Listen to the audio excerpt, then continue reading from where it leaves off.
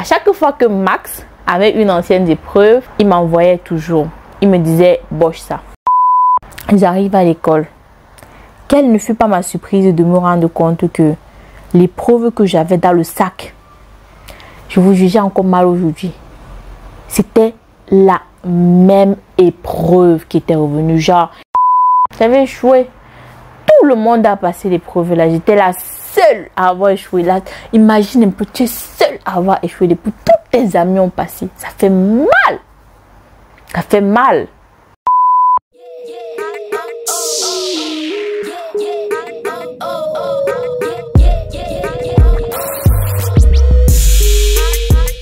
Allô, je suis Seyna Diallo et bienvenue dans Connaître l'Allemagne. Ici, vous savez, on parle de tout ce qui tourne autour de l'Allemagne, de près comme de loin. On parle des procédures d'immigration pour arriver en Allemagne, de la culture allemande, de la vie en Allemagne. Donc, si ça t'intéresse, tu peux t'abonner et tu peux activer la cloche de notification. Dans cette vidéo, je vais vous donner la base quand on commence l'école ici en Allemagne. Les anciens Klausur. Je vais vous raconter sur la base de quelque chose que moi-même j'ai vécu. Que les anciennes Klausur ou les anciennes épreuves ici, c'est trop la base. Je me suis retrouvée au premier semestre en train d'échouer une épreuve avec la correction dans le sac. Donc j'ai la correction de l'épreuve dans le sac depuis le début du semestre. Mais j'arrive en composition, je vois la même chose que j'ai dans mon sac, même en ce moment-là, au moment de la composition. Mais je n'arrive pas à passer l'épreuve en question. Je vais vous raconter les péripéties de comment ça s'est passé et à la fin vous allez comprendre pourquoi est-ce que je dis toujours, à chaque fois que je parle de l'école ici, je dis toujours que les anciennes épreuves c'est trop la base, peu importe la filière dans laquelle tu es, parce que certains m'ont dit oui mais en BVL les anciennes épreuves, mais chez nous il n'y a pas de que ici, là-bas, quoi. Tous mes amis sans aucune exception, tous ceux avec lesquels j'ai eu à causer, peu importe la filière qu'ils faisaient, à chaque fois, le truc des anciennes épreuves est revenu, le sujet des anciennes épreuves. Et à chaque fois, on a toujours fini par être d'accord sur le fait que quand tu as les anciennes épreuves, tu as déjà 70% de chances de passer l'examen, mais à condition que tu utilises ces anciennes épreuves. On va en parler en tout cas. Tout ceci s'est passé au premier semestre. Dans le premier semestre, on avait un petit groupe d'amis qu'on a réussi à former. Moi, personnellement, il y avait un Allemand qui m'a contacté après les Einführungstag. Les Einführungstag, c'est la première semaine, on n'avait pas cours. On nous a juste présenté l'université et tout. J'en parle plus dans ma vidéo, mon premier jour à l'université. Je vais vous mettre le lien dans la barre de description. Sinon, vous pouvez taper sur ma chaîne mon premier jour à l'université, vous allez trouver la vidéo. Donc, du coup, on a sympathisé avec cet Allemand-là. Je vais l'appeler Max. Et donc, Max, en fait, au premier semestre, il crochait sur moi, en fait. Il crochait sur moi. Et tout le monde le savait. Et moi y compris. Donc, le fait est que après les Einführungstag, après les journées d'orientation, moi j'étais sûre que Max n'allait plus me parler parce que c'est un Allemand. Moi, m'avait déjà dit que bon, les Allemands ils vont te parler aujourd'hui, demain ils vont te voir, ils vont faire comme s'ils ne te connaissaient plus. Donc pour moi c'était clair que lui et moi, après le jour où on a causé, là c'est fini, on va se voir à l'école, il va faire comme s'il ne me connaît plus et tout. Donc j'ai été agréablement surprise de voir qu'il m'écrit encore après et tout, il me demande à quel coup je participe et à chaque fois quand je dis je pars à tel coup, il dit que lui aussi. Je pense qu'il a dû arranger son emploi du temps selon le mien. Parce que vraiment, avant qu'il ne m'écrive pour me demander à quel coup je participe, j'ai l'impression qu'on ne se voit jamais en cours. Mais à partir du moment où il a dit je pars à tel coup, subitement, on a eu les mêmes cours ensemble.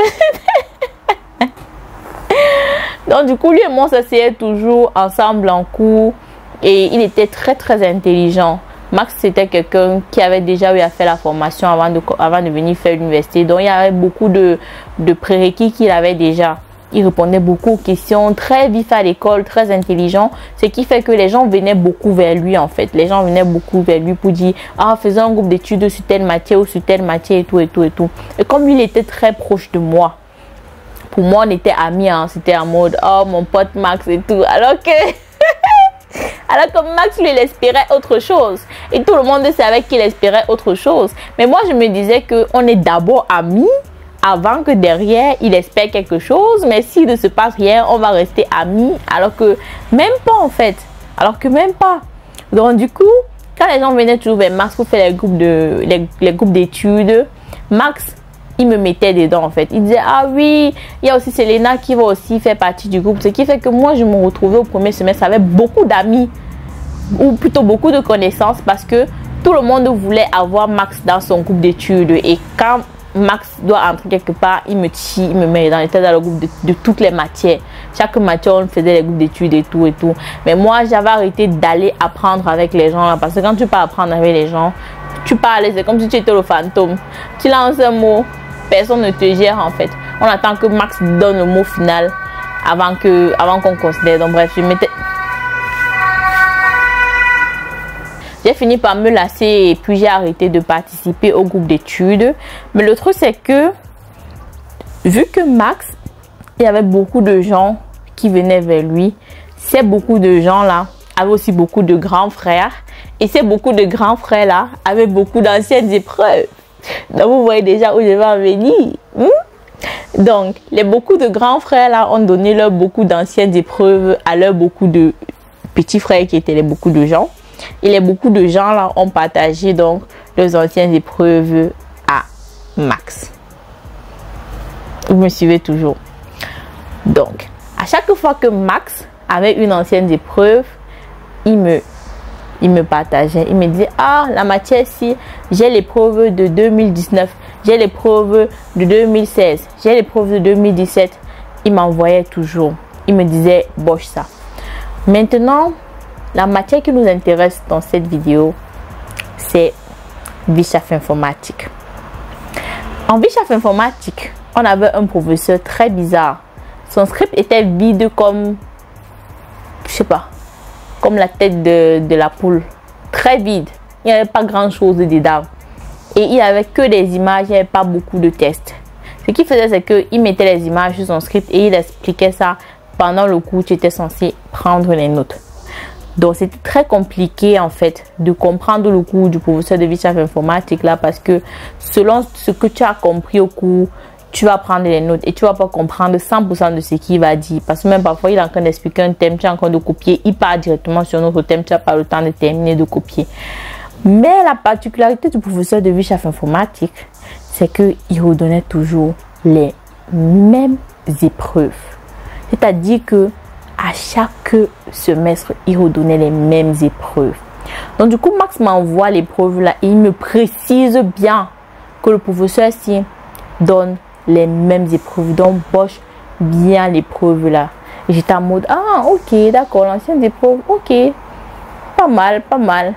Et moi, ce que je fais dans la veille de la composition, c'est que je prends l'épreuve, je commence à traiter avec une amie. Il était 22 heures. On a fait jusqu'à la question 12. Sur 30 questions environ. Après, elle a dit que elle veut rentrer, qu'elle est vraiment trop fatiguée, qu'elle doit rentrer chez eux dormir. Et quand elle part comme ça, moi, ça me décourage. Du coup, je n'apprends plus, je ne continue plus. Je me réveille le matin à 5 heures. Je me dis, ah, j'ai déjà lu tout le script.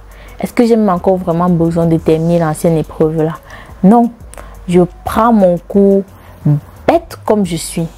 Vraiment bête. Je pars m'asseoir sur le script pour réviser le script. Ça, c'est l'erreur à ne jamais faire. Si vous avez le Knapp Right, ou si vous voyez que vous n'avez pas beaucoup de temps et que vous devez choisir, et moi je vous dis ça maintenant yeux dans yeux, si vous devez choisir entre l'ancienne épreuve et le script, allez d'abord lire l'ancienne épreuve. Allez boche l'ancienne épreuve. Rassurez-vous que vous connaissez tous l'épreuve là avant de revenir sur le script. Parce que croyez-moi, le script là, sans l'ancienne épreuve, ça ne vaut rien.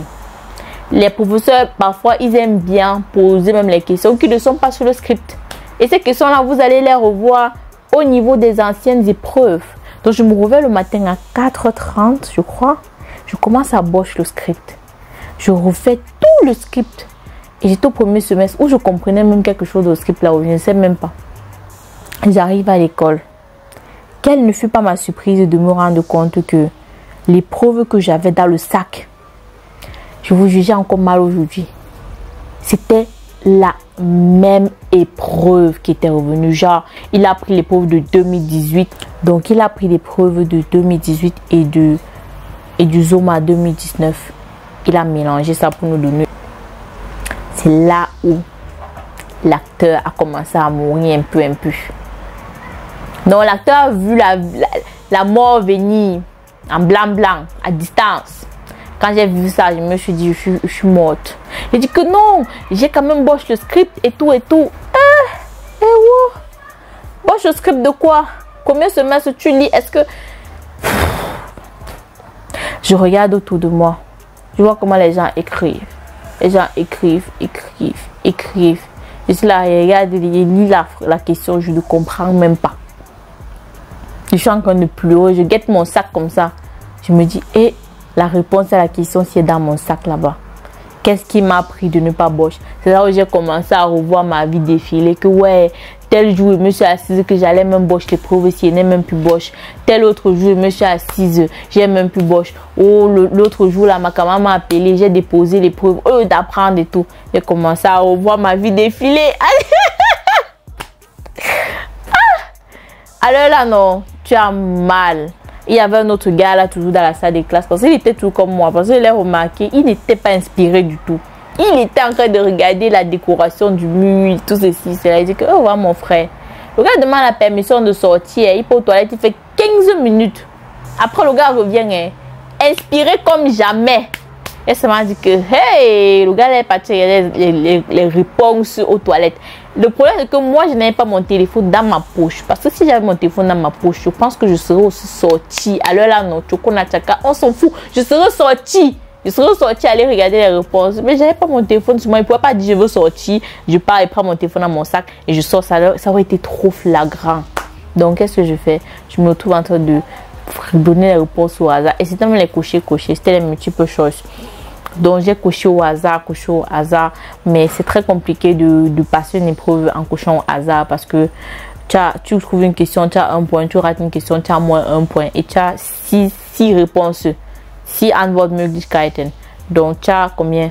Une chance sur 6 d'avoir la bonne réponse. C'est très compliqué. Ce qui fait que je suis sortie, j'ai directement dit à mes camarades que j'ai échoué l'épreuve là. Et effectivement, j'avais échoué l'épreuve là. J'ai eu mal. Parce qu'il y a une amie qui m'a dit que, mais comment tu as échoué alors que c'est toi qui m'as envoyé l'ancienne épreuve? Tu m'as envoyé l'épreuve et j'ai traité. C'est ça qui m'a permis de passer l'épreuve. Mais comment toi tu dis que tu as échoué? Il m'a dit que ouais, laisse-moi comme ça. Il n'a pas traité l'épreuve. Tout le monde me dit ouais, de quoi? Moi, le mal était déjà fait. J'avais échoué. Tout le monde a passé l'épreuve là. J'étais la seule à avoir échoué là. Imagine un peu, tu es seule à avoir échoué l'épreuve. Tous tes amis ont passé. Ça fait mal. Ça fait mal. Le semestre suivant, deuxième semestre, j'ai dit que la matière, sinon, toi et moi. J'ai d'abord commencé par Bosch que les anciennes classes. J'ai fait l'ancienne épreuve là, ancienne épreuve, même 6 ou 8 fois. Donc, je me suis assurée que non, il n'y a aucune question qui m'échappe sur l'ancienne épreuve là. Le Jacques, s'il tentait encore de donner ça, j'avais 1,0 sans faute. Malheureusement pour moi, il a donné la moitié de l'ancienne épreuve et l'autre moitié était une épreuve totalement nouvelle. Donc ça veut dire que je m'assurais déjà quand même d'avoir la moyenne parce que c'était la moitié de l'épreuve qui était l'ancienne épreuve. Mais au niveau de l'autre moitié, il fallait se battre pour avoir les points. Et j'ai eu encore plus mal parce que je me suis dit, si j'avais appris le semestre dernier les anciennes épreuves, là, j'aurais eu une très bonne note. Mais malgré ça, le deuxième semestre, j'ai composé et j'ai passé avec la moyenne de 2,7. Donc, voilà. J'ai passé la matière avec 2,7. J'aurais pu passer avec 1,0 et j'aurais pu passer ça au premier semestre. Mais malheureusement, j'ai passé avec 2,7. C'est là où j'ai compris que les anciennes épreuves, c'était trop la base. Donc, du coup, j'ai commencé à inciter auprès de mon fournisseur d'anciennes épreuves. Monsieur Max n'était plus de la partie. Je pense que Monsieur Max, il a remarqué que la fille, si, elle n'est pas par rapport à moi. Parce qu'il a commencé à insister à un moment donné, très très fort là auprès de moi, en mode viens, on va se faire un ciné, viens, on va se faire un resto et tout. Et j'avais jamais le temps. Et puis au bout d'un moment, il a commencé à être super insistant. Et je me suis rendu compte qu'à un moment donné, il faut que je coupe en fait le tout. Il faut que j'arrête tout ça. Donc je lui ai donné la phrase magique. Les Allemands sont très respectueux des relations des gens. Quand tu dis à un Allemand, ich habe einen Freund, c'est un peu comme si tu avais dit, fous-moi le camp. Instantanément, il arrête de te draguer. Et c'est ce que je lui ai dit pour qu'il me laisse tranquille. Donc à partir du moment où je lui ai dit ça, plus d'anciennes épreuves, plus de contact, plus rien. Même quand tu écris un mail, il répond au bout de 6 mois. Le jour où il a eu le temps, alors il a compris que Max, donc tu as viré du côté obscur. Donc en fait, la gentillesse là, c'était visé quoi. Tu n'étais pas vraiment ami avec moi pour être ami avec moi. C'est pas parce que j'avais un sourire amical et tout. Non, non, non. Ton amitié était visée. Donc à partir du deuxième semestre, ça a été dur de me retrouver, de me trouver à des anciennes épreuves. C'est là que je me suis rendu compte de la chance que j'avais au premier semestre. Et je me suis même dit, ah, j'ai été trop bête en fait. J'aurais dû ne jamais lui dire quelque chose. En fait, j'aurais dû le tourner à vie en fait. J'aurais dû ne jamais lui dire un truc du genre il charme un front. J'aurais dû le tourner comme ça là jusqu'à il m'aide jusqu'à la fin des temps. Oh là là. Mais bon. En tout cas, j'espère que vous avez retenu la leçon de la vidéo.